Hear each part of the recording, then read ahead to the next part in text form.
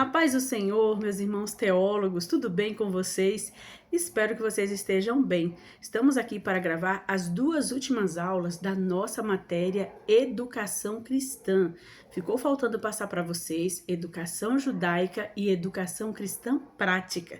Tudo que eu vou falar para vocês está na apostila, porém eu apenas resumi, peguei uns pontos que estavam um pouco mais distantes, somei, mas você vai ver que está tudo dentro do que está na apostila. O primeiro ponto que eu quero falar sobre a educação judaica é que ela vem desde o seu início com aquele conceito primitivo que nós falamos no comecinho das aulas. Qual que era o conceito primitivo? A educação no lar, a educação dos pais para os filhos. A educação é necessária para que as habilidades e conhecimento adquiridos por uma geração possam ser transmitidos à seguinte. Esse tipo de educação é contínua nas famílias.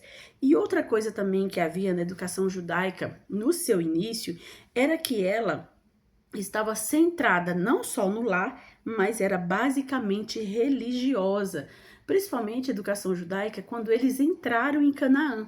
Quando eles entram em Canaã, acontece algo maravilhoso, que é o desenvolvimento do idioma, do hebraico. Nós também já falamos sobre isso em aulas anteriores. O desenvolvimento do idioma foi extremamente importante, porque eles agora tinham a Torá, a lei, dentro do próprio idioma deles. E essa mesma educação no lar agora era feita também com a base da Torá. A Torá era a base para a educação. Você vai ver isso lá em Deuteronômio, eu até separei aqui para que você possa ver depois. Deuteronômio, capítulo 6, a partir do versículo 4 ao 9, é chamado de Shema Israel, ou Ouve Israel. E no versículo 7 ele diz assim: você a intimarás a teus filhos. Intimar é o mesmo que em algumas versões traz como inculcar, repetir várias vezes até criar uma trilha, um caminho na mente da criança. Intimarás a teus filhos e delas falarás, assentado em tua casa e andando pelo caminho e deitando-te e levantando-te. Sabe o que o Senhor está dizendo? Que fazia parte da educação primitiva dos hebreus, bem dos seus primórdios, e mesmo depois do desenvolvimento do idioma, envolver a religião com a educação. Se ensinava a criança a ler e escrever usando os textos bíblicos. E a palavra de Deus diz que não era para ensinar apenas em um momento. Era para ensinar quando fosse deitar, quando fosse levantar, quando sentasse na mesa para comer, quando saísse pelo caminho, sempre ensinando a palavra de Deus, a lei do Senhor. Quando os judeus foram para o exílio, acontece aqui algo muito importante na vida dos judeus, que é o surgimento das sinagogas. As sinagogas, principalmente ali no exílio babilônico, surgiram por causa da necessidade que os judeus tinham de ter um ponto de encontro onde eles pudessem orar, estudar a Torá e o Talmud e, é claro, se confraternizarem entre si. Tanto que o idioma não se perdeu, mesmo eles estando numa terra estrangeira, porque nesses momentos em que eles estavam nas sinagogas, a palavra sinagoga significa reunir-se ou casa de assembleia, justamente nesses momentos eles falavam em hebraico, eles ali aproveitavam aquele momento vamos dizer assim, do seu encontro religioso e falavam o seu idioma natal. Eles não falavam em outro lugar, nem no comércio, nem nenhuma outra coisa da Babilônia, mas quando eles estavam nas sinagogas, eles falavam em hebraico. Quando eles retornam do exílio, uma boa parte da nova geração, eles ficaram 70 anos lá, uma boa parte da nova geração não conhecia mais o hebraico, porque muitos não iam para essas reuniões na sinagoga. Principalmente os mais jovens estavam ali, meio que envolvidos com aquele novo mundo em que eles estavam, mesmo sendo escravos. Porém, quando eles retornam, Esdras, que é um dos escribas mais importantes depois de Moisés, ele tem um episódio onde ele lê o livro da lei, desde manhã cedinho até o meio-dia, e o povo fica de pé ouvindo. Existe entre eles, no meio do povo, alguns escribas explicando, interpretando, traduzindo o que está sendo lido em hebraico, porque uma boa parte daquela geração não sabia mais o hebraico, mesmo sendo falado lá nas sinagogas. E nesse momento, quando eles compreendem o que a lei diz, a Bíblia fala que acontece um grande avivamento, porque eles começam a chorar, arrependidos pelos pecados que os levaram ao exílio. E Esdras, sendo este importante escriba, eu vou deixar aqui indicado versículos bíblicos para vocês estarem abrindo e consultando. Esdras 7, versículo 10, que é um versículo famoso e muito inspirador, que diz que Esdras propôs em seu coração estudar, buscar a lei do Senhor, aplicar na sua própria vida e depois ensinar. Olha que regra de ouro. E a outra coisa, e tem os outros versículos 25 e 26. Então é Esdras, capítulo 7, versículo 10, que fala essa regra de ouro, e depois você vai ler o versículo 25 e 26. Abra também em Neemias 8, capítulo 8, versículo 1, 3 e 8, que conta essa linda história deste grande avivamento que teve no retorno do exílio. E por último, eu coloco também em Ezequiel 9, versículo 2, que fala sobre uma visão que Ezequiel tem de um escriba. E é tão bom a gente saber, porque a característica que o escriba se vestia o identificava. Na visão de Daniel, vou pedir para que você leia depois em casa, mas mostra um homem com uma túnica branca e em seu cinto um tinteiro. Ele tinha um tinteiro pendurado ali no seu cinto. Agora, indo para o próximo ponto, que é a contribuição dos rabinos para a educação judaica. O primeiro rabino que está na apostila é Simeão ben Chetá. Ele era um fariseu, um príncipe do Sinédrio, e ele baixou um decreto em 75 a.C. de que a escola elementar fosse compulsória, ou seja, obrigatória nas principais cidades de Israel. Então, muitos dos rabinos, esses príncipes das sinagogas, já agora na nação em Israel, eles começaram a dar prioridade à educação para todas as pessoas. Tem também a famosa escola de Hillel e a escola de Shammai, que a gente vê de vez em quando, né? Você escuta falar sobre elas, essas duas escolas, principalmente quando estamos estudando hermenêutica. Hillel, fundador de uma escola para ensino de mestres no judaísmo. Essas escolas ou salas de estudos ficavam ao lado da sinagoga. O rabino era o responsável e poderia ser de meio período ou integral, e tinha um número certo de alunos, que eram também conhecidos como yeshivot, que quer dizer sentar-se junto ao mestre. Lembra do episódio de Paulo, Atos 22, 3, que ele diz que ele aprendeu aos pés de Gamaliel. E o Shammai foi um estudioso judeu do primeiro século e uma das figuras mais importantes da Mishnah. Fundou uma escola rabínica que era oponente à escola de Hillel. Por isso que a gente estuda muito essas duas escolas quando chega a hermenêutica, a matéria de hermenêutica. Por quê? Porque uma dessas escolas compreendia a Torá, que ela deveria ser interpretada de forma literal, enquanto que a outra escola compreendia que a Torá deveria ser interpretada de forma figurada. Então, você não perde por esperar quando chegar a matéria de hermenêutica. A Mishnah, que eu citei agora há pouco, essa palavra significa recitar e, posteriormente, ensinar. A Mishnah é sagrada para os judeus e é inferior apenas às Escrituras, que é a Torá. Ela contém regras judaicas e tradições que eram previamente transmitidas de modo oral, mas em torno do ano 200 depois de Cristo, essa lei oral, como era conhecida, havia crescido tanto que os rabinos perceberam a necessidade de preservá-la de forma escrita. A Mishnah é a primeira parte do Talmud, que significa estudar ou aprender. Talmud significa estudar ou aprender. O Talmud de Jerusalém foi feito por rabinos da terra de Israel e é mais antigo, porém menos conhecido.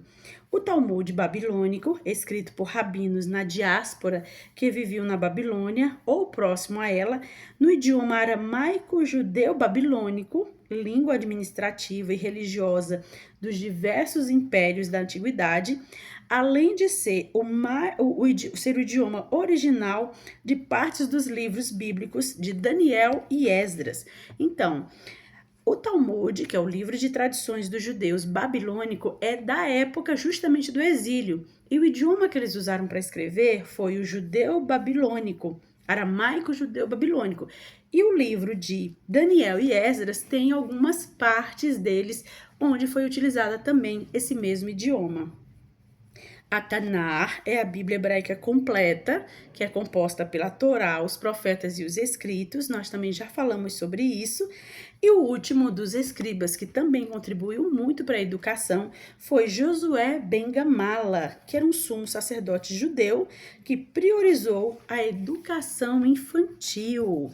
Mas eu não posso encerrar a parte da educação judaica sem falar da educação judaica pós-independência, o que seria um tipo de atualidade, mas não é tão atual não. Isso aqui é mais uma pesquisa mais pós-independência, 1948 para frente, porque hoje Israel é um top do top do top na educação, né, na tecnologia, no desenvolvimento, nas ciências.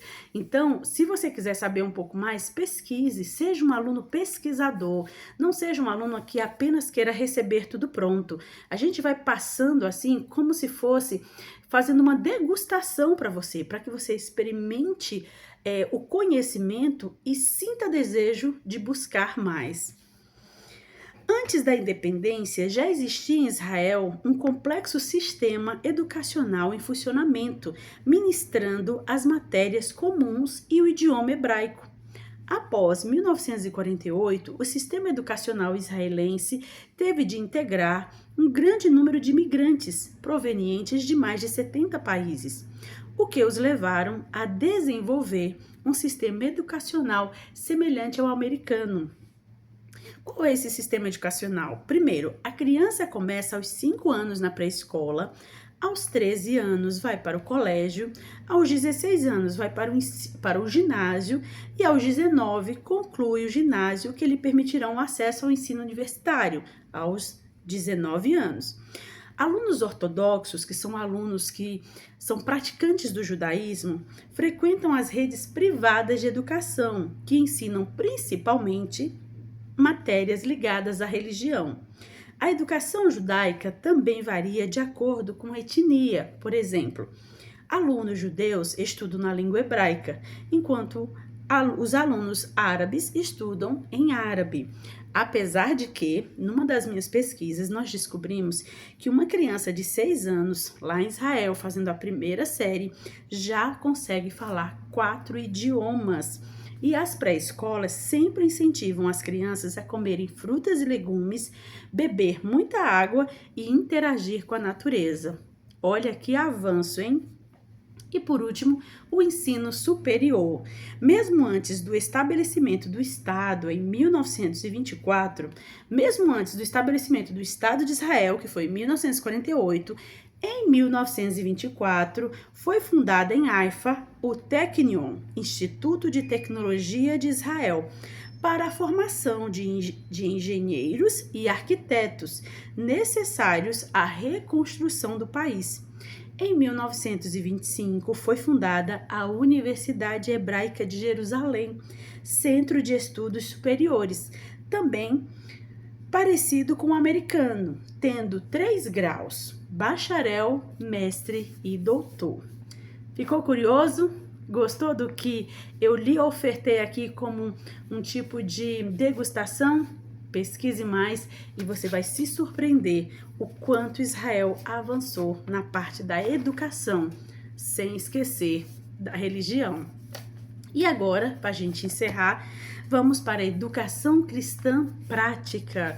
Por quê? Nós estudamos sobre a história da educação, estudamos sobre vários conceitos, como a educação veio mudando, principalmente desde o início do seu conceito primitivo, passando por todos a parte, por exemplo, de domínios gregos, romanos, domínio católico, a igreja protestante também que entrou na história, até os dias de hoje, entre aspas, né? Preciso que você pesquise um pouco mais, a gente deu só um panorama, do que seria uma educação cristã, nesse caso, não a parte judaica, mas o que seria uma educação cristã.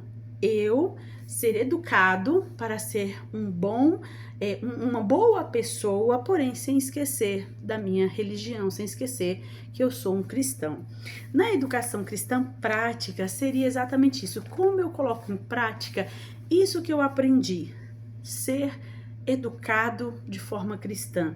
E uma das coisas que nós colocamos aí também está na apostila e foi colocado para os alunos que estudam no presencial, foi colocado na lousa, que a diferença entre a educação cristã para a educação secular é que a base da educação cristã é os ensinos de Jesus. Na educação cristã prática, nós vamos pegar como base Carta de Tiago, capítulo 1, versículo 19. Vivemos em um tempo em que, para muitos, há uma grande distância entre dizer e fazer, pregar e praticar, falar e dar o exemplo. Isso é verdade, hein? Tem aqui uma frase na apostila que diz assim, de Mahatma Gandhi, que é aquele hindu muito famoso. Diante de um líder cristão, ele disse assim: eu admiro o vosso Cristo e não o vosso cristianismo. Isso ele criticando na questão de que muitos se dizem cristãos, mas não são imitadores de Cristo. Que Deus nos ajude a viver na prática a palavra de Deus, para não cairmos no descrédito daqueles que nos rodeiam. Então, abra aí sua Bíblia, Tiago capítulo 1, versículo 19, onde mostra a educação cristã prática nos relacionamentos com os outros. O que Tiago diz? Que estejamos sempre prontos para ouvir. Esse é o primeiro ponto. A Bíblia dá mais valor a quem sabe ouvir do que a quem sabe falar. Quando falamos, sempre nos arriscamos a errar. Isso é natural, mas quando ouvimos, sempre podemos aprender com os nossos interlocutores, tanto o que é certo quanto o que é errado. A Bíblia manda o filho ouvir a instrução do pai, ouvir as palavras dos sábios, e diz que é melhor ouvir a repreensão do sábio do que a canção do tolo. O que a educação cristã prática está me dizendo no primeiro momento? Que eu devo ser uma pessoa pronta para ouvir, não uma pessoa extremamente arrogante, que não ouve ninguém, que a história da outra pessoa, o ensinamento da outra pessoa não tem valor.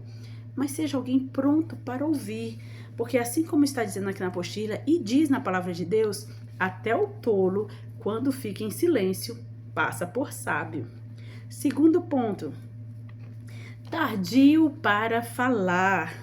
Tiago recomenda que todo homem deve ser tardio para falar. Aqui há muita sabedoria por trás desse pedacinho de frase. O velho adágio popular diz: quem muito fala, muito erra. E a Bíblia assevera solenemente: o homem de entendimento cala-se. Isso está em Provérbios 11, 12. E mais, a frase que eu lhe falei agora há pouco: até o tolo, quando se cala, será reputado por sábio, e o que cerrar seus lábios, por sábio. Provérbios 17, 28. Então, vamos ser mais prontos para ouvir e tardios para falar. Pensar bem antes de falar. Isso faz parte da educação cristã prática. Tardio para irar-se é o terceiro ponto. Por causa da ira, amizades são perdidas, muitos ficam doentes, deprimidos, acidentes ocorrem, crimes são perpetrados e tantos outros males. A Bíblia tem razão quando diz que todo homem seja tardio para irar-se. Ela, no seu realismo sábio, ensina: irai-vos e não pequeis. Não se ponha o sol sobre a vossa ira. Isso está em Efésios 4, 26. Jesus no templo virou mesas, expulsou cambistas e não pecou. Moisés, ao ver a idolatria com bezerro de ouro, quebrou as tábuas da lei, puniu os idólatras, mas não pecou. Então, existe sim formas de você irar-se, porque a ira é humana, Não tem como dizer pra você, você nunca pode se irar, porque você teria que ser um robô programado para não se irar. Mas se você é um ser humano, você vai se irar em algum momento. É o que eu faço a partir do momento em que eu estou irado que pode me fazer pecar. São as minhas ações iradas. Por isso que a palavra de Deus diz: você até pode ficar irado, mas pense bem antes de você tomar qualquer decisão. Não tome decisão irado. Não deixe o sol se pôr sobre a vossa ira. Não deixe virar para o outro dia sem você pedir perdão, sem você tirar a ira do seu coração. E o outro ponto aqui da educação cristã prática é no relacionamento com Deus. Pronto para ouvir a palavra de Deus. Muitos só querem ser ouvidos em suas prédicas, mas é importante ouvir a palavra. Quem é de Deus, ouve as palavras de Deus. Ouvir aqui não é um mero escutar ou dar ouvidos, prestar atenção, com o objetivo de obedecer e praticar. Ouvir aqui não é um mero escutar, é dar ouvidos, prestar atenção com o objetivo de obedecer e praticar. Quem assim faz é comparado por Jesus como um homem prudente, lá de Mateus 7:24. Eu te aconselho a você ler o sermão completo. Começa em Mateus capítulo 5, passa pelo capítulo 6 e se encerra no capítulo 7, tendo aqui o finalzinho, 24, onde ele diz a respeito daquele que ouve as suas palavras, essas palavras dos outros capítulos anteriores, e as pratica, ele os comparará a um homem prudente que edificou a sua casa sobre a rocha. Enquanto o que o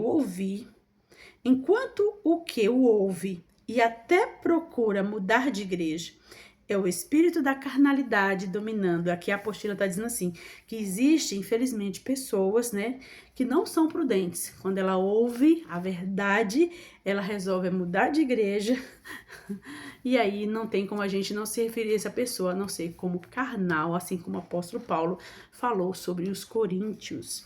E o último ponto aqui é nós termos uma educação cristã prática no cumprimento da palavra. E aí, novamente, nós vamos usar a carta de Tiago, capítulo 1, versículo 22. Ele diz assim: não somente ouvintes. Quem ouve a palavra de Deus e não a cumpre, como já vimos, é comparado por Jesus a um homem insensato. Tiago compara tal pessoa a um homem que se olha no espelho e, ao sair, não mais se lembra dos detalhes do seu rosto natural. No tempo do apóstolo, os espelhos não tinham a nitidez e o brilho de hoje, eram feitos de metal. Quem ouve a palavra e não a cumpre e não fixa seu sentido em sua mente, está perdendo tempo. Por isso que é importante a gente falar sobre educação cristã prática, porque a educação cristã prática está dentro do cumprimento da palavra de Deus. Eu estudar, dar ouvidos, prestar atenção e colocar em prática. Atentando bem para a lei da liberdade. Fomos chamados à liberdade cristã. Isto é liberdade da servidão do pecado, para seguirmos a Cristo e servi-lo de todo o coração. Diante disso, Paulo nos exorta, dizendo que não devemos usar da liberdade para dar ocasião à carne. Isso está em Gálatas 5:13. E desta forma que devemos cumprir a palavra de Deus, com liberdade para fazer o que agrada a Deus e não aos homens ou a nós mesmos. E por último, sendo fazedor da obra, não só ouvintes, mas fazedor. Tiago fala do cumpridor da palavra como um fazedor de obra, da obra de Deus, sendo assim bem-aventurado no seu feito. É muito importante que pratiquemos a palavra de Deus. No lar, primeiro, o verdadeiro crente é aquele que dá testemunho da fidelidade a Deus em sua própria casa, no trato com a esposa, com os filhos, com seus vizinhos, seus parentes. É um teste difícil, mas genuíno, eficaz e incontestável. Então, se eu sou obediente à palavra e um fazedor da obra, isso tem que começar na minha casa. Depois, na igreja. Aqui não é tão difícil cumprir a palavra em textos, né, em termos anteriores. Só Deus conhece os corações, mas no templo as pessoas em geral têm a cara de santo. É indispensável que guardemos o nosso pé quando entrarmos na casa do Senhor. Isso está em Eclesiastes 5, versículo 1, parte A, onde fala essa frase, guarda o teu pé quando entrares na casa do Senhor, é uma frase que fala de ter vigilância, atenção, temor e respeito. Por último, em todos os lugares, seja na escola, no quartel, no consultório, no escritório, no comércio, na rua, no ônibus, carro particular ou em outra qualquer parte, você é um cristão educado pela palavra e praticante e fazedor da obra de Deus. Que Deus abençoe você, espero que você tenha gostado. Encerramos aqui a matéria de educação cristã. Pesquise mais, se tiver dúvida, pode nos procurar. Eu acabei, como já estou bastante atrasada aqui, escorrer, mas acabei não me apresentando para aqueles que não me conhecem. Nossa aula, ela é postada no YouTube, meus alunos me seguem, meus alunos acompanham, mas você que não é meu aluno, que não me conhece, meu nome é Sandra Raquel, sou pastora da Assembleia de Deus Missão para o Mundo e estamos aqui aproveitando esse maravilhoso espaço que o YouTube concede para nós estarmos falando da palavra de Deus e ensinando aos nossos alunos. Se você gostou da aula, dá um joinha aí, meu aluno também, hein? Se gostou, dá um joinha. Se você ainda não é inscrito, se inscreve, aperta no sininho para receber as notificações quando eu postar as novas aulas. Fiquem atentos, em breve nós estaremos com uma plataforma própria para os alunos, que vai ficar ainda muito melhor, mas por enquanto estamos no nosso início da nossa teologia, uma teologia própria das Assembleias de Deus. Então, das Assembleias de Deus Missão para o Mundo, se você tem interesse de ser um aluno nosso, em breve estaremos aí com a nossa plataforma e eu tenho certeza que vai ser uma bênção para muitos alunos, para as pessoas do mundo inteiro que amam a palavra de Deus e queiram aprender mais da palavra de Deus. Então, não esquece de dar um joinha, de se inscrever. Se tiver dúvida ou comentário, também pode escrever. Vai ajudar o nosso canal a crescer e a palavra de Deus se espalhar para muito mais lugares. Que Deus abençoe você. Fique na paz.